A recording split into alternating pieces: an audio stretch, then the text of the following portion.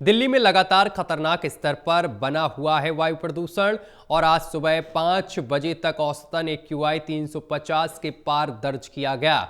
पिछले 2 दिनों से देखा जा रहा है कि AQI लेवल में मामूली सुधार है। बढ़ता प्रदूषण और बढ़ती ठंड ने बढ़ाई लोगों की मुश्किलें। ये बड़ी जानकारी हम आप तक पहुंचा रहे हैं। ठंड भी लगातार बढ़ती जा रही है जिससे कि लोगों को परेशानियां होने लगी हैं। और अगर आज सुबह 5 बजे तक की बात की जाए तो इस दौरान औसतन AQI 350 के पार दर्ज किया गया। हालांकि ये बहुत ही गंभीर स्थिति है AQI की, लेकिन पिछले 2 दिनों से देखा जा रहा है कि AQI लेवल में मामूली सुधार जरूर हुआ है। तो बड़ी जानकारी हम आप तक पहुंचा रहे हैं राजधानी दिल्ली से, जहां पर प्रदूषण का स्तर लगातार बढ़ रहा है और ऐसे में प्रदूषण बढ़ने से लोगों को सांस लेने में तकलीफ हो रही है। दिल्ली में लगातार खतरनाक स्तर पर बना हुआ है वायु प्रदूषण। आज सुबह 5 बजे तक औसतन AQI 350 के पार दर्ज किया गया। पिछले 2 दिनों से देखा जा रहा है कि AQI लेवल में मामूली सुधार है।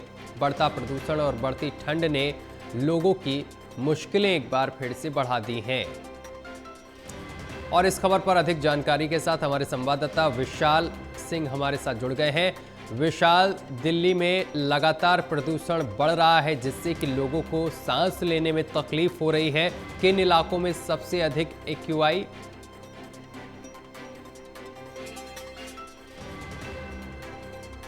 औसतन 350 के पार 385 दर्ज किया गया है। वहीं अगर अलग अलग इलाकों की बात करें तो कई जी। इलाके ऐसे हैं जहां पर एक्वाई लेवल 400 के आंकड़े को पार करता हुआ नजर आया, तो कुछ इलाके ऐसे भी थे जहां पर एक्वाई 400 के बेहद करीब था। अगर ऐसे में सबसे जो हाई हॉटस्पॉट वाले इलाके हैं उन इलाकों में ही एक्वाई लेवल 400 के करीब या पार बना हुआ है, जी। जिसमें बवाना, वजीराबाद और GT करनाल रोड, अलीपुर, बवाना ऐसे एरिया शामिल हैं जो कि आउटर दिल्ली में है। और इसके पीछे का कारण यह है कि दिल्ली के अंदर से जो भीतरी दिल्ली से जो पोल्यूशन बाहर भेजा जा रहा है वो कहीं ना कहीं बॉर्डर एरिया पर जाकर जमा हो रहा है। इस वजह से उन इलाकों में काफी ज्यादा एक्वा लेवल बढ़ रहा है।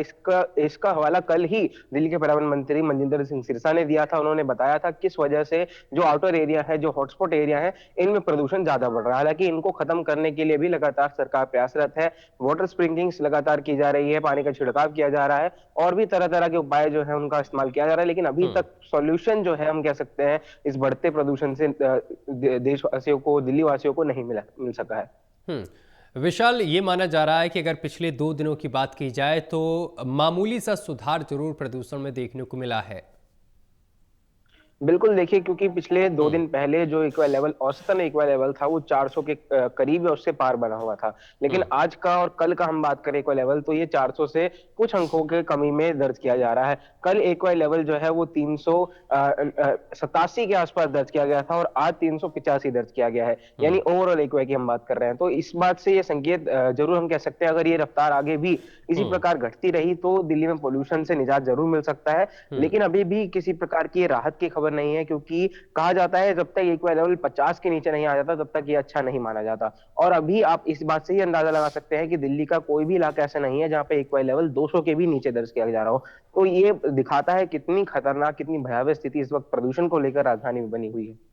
विशाल, जिस तरीके से प्रदूषण लगातार बढ़ रहा है, इसको लेकर सरकार की तरफ से क्या कुछ कदम उठाए जा रहे हैं?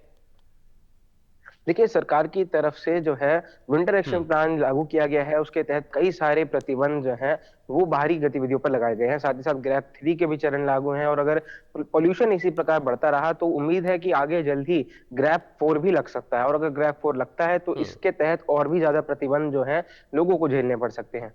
बहुत शुक्रिया आपका विशाल, हमारे साथ जुड़ने के लिए और तमाम जानकारी साझा करने के लिए।